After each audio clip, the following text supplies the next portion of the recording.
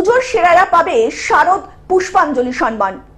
শারদ উৎসবকে আরো সুন্দর করে তুলতে বিশেষ উৎসাহ প্রদানের জন্য এই শারদ পুষ্পাঞ্জলি সম্মানের আয়োজন জানালেন বিধায়ক দেবাশিস কুমার। ভারত পুষ্পাঞ্জলি সম্মান 2025-এর লোগো উন্মোচিত হলো ফ্লোটেল হোটেলে। লোগো প্রকাশের অনুষ্ঠানে উপস্থিত ছিলেন আইপিএস শান্তিদাস বসাক, চিকিৎসক প্রসূন ঘোষ, উদ্যোগপতি তুষার কামদার, রাজেশ শেঠ, বিশিষ্ট আলোক চিত্রশিল্পী অনুপম হালদার, ফুটবলার সুমিত মুখার্জি, সমাজকর্মী নন্দিনী ভট্টাচার্য সহ বিশিষ্ট ব্যক্তিবর্গ। পরিবেশ বান্ধব পুজোকে স্বীকৃতি দেওয়ার যে প্রচেষ্টা আজকের এই সুয়েজ গ্রুপ থেকে শুরু করা হলো, আমি এটা ধন্যবাদ।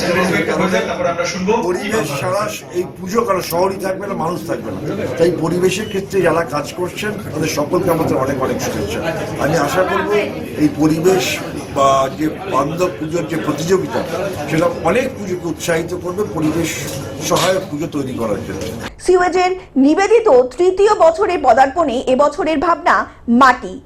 101 বারোয়ারি পুজো এবং 50টি আবাসন পুজোর সামগ্রিক দৃষ্টিকোণ থেকে পুরস্কৃত এবং সম্মানিত করা হবে প্রকৃতির ভাবনায়, এমনটাই জানালেন আয়োজক কর্ণধর ইন্দ্রাণী রায় ও অতীন্দ্রজিৎ রায়। শারদ পর্ব করে এসে তৃতীয় বছরে পা দিয়েছি। আমাদের উদ্দেশ্য বেসিক্যালি যে সবারকে বিউটিফিকেশন দেখা তার নয়, আমাদের সমাজের মধ্যে পার্টিকুলারলি একটা সচেতনতার বার্তা পৌঁছে দেওয়াটাই এবং প্রতিটা শারদ পুষ্পাঞ্জলি সম্মানের মুখ্য উদ্দেশ্য। শারদ পুষ্পাঞ্জলি সম্মান শুধু ওই প্রাইজ দিয়েই ক্ষান্ত হয় না, যে প্রাইজ আমরা শুধু প্রাইজ দিলাম, প্রাইজ ছাড়া দেখলাম সুন্দর পুজো হলো, কোনটা পুজো ভালো হলো, সেটা শুধু উদ্দেশ্য নয়।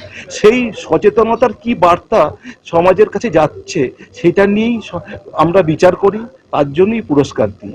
প্রতিটা গত 2 বছর ধরে আমরা দেখেছি যে 2 বছর আমরা মেন স্ট্রিমে আছি, 1 বছর আমরা এটা নিয়ে পরীক্ষা নিরীক্ষা করেছি।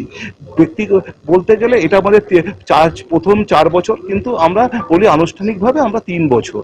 এই 3 বছরে আমরা যাদেরকে পুরস্কার দিয়েছি, যেমন ধরুন বালিগঞ্জ কালচারাল গত বছর পুরস্কার পেয়েছিল, সেরা সৃজন পেয়েছিল দমদম পার্ক ভারত চক্র। তাদেরকে আমরা বেসিক্যালি একটা সমাজের প্রতি তাদের একটা বার্তা ছিল, সেই বার্তাটা বহন করে নিয়ে আমরা চিন্তা করেছি যে এবছর আমরা আরো নতুনভাবে কি করব। সেই জন্য এবছরের থিম আমার মাটি। মাটি হচ্ছে এমন একটা জিনিস, তার সংরক্ষণ বা যদি না করতে পারি সেই মাটি মায়ের গায়ে ওঠে।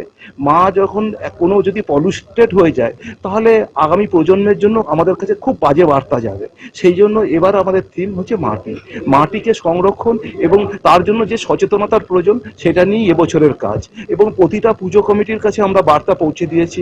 আমরা প্রায় 450 পুজো কভার করছি এবছর। এবং এবছর আরেকটা জিনিস আমরা যোগ করেছি, সেরা আবাসন। সেই আবাসনের মধ্যে যে অনেক পরিবার আছে যাদের কিছুটা সচেতনতার প্রয়োজন আছে, যারা যত্রতত্র নোংরা ফেলছে, তার জন্যই মানে আমরা এবার সচেতনতার জন্যই নিয়ে এসেছি হচ্ছে বেসিক্যালি।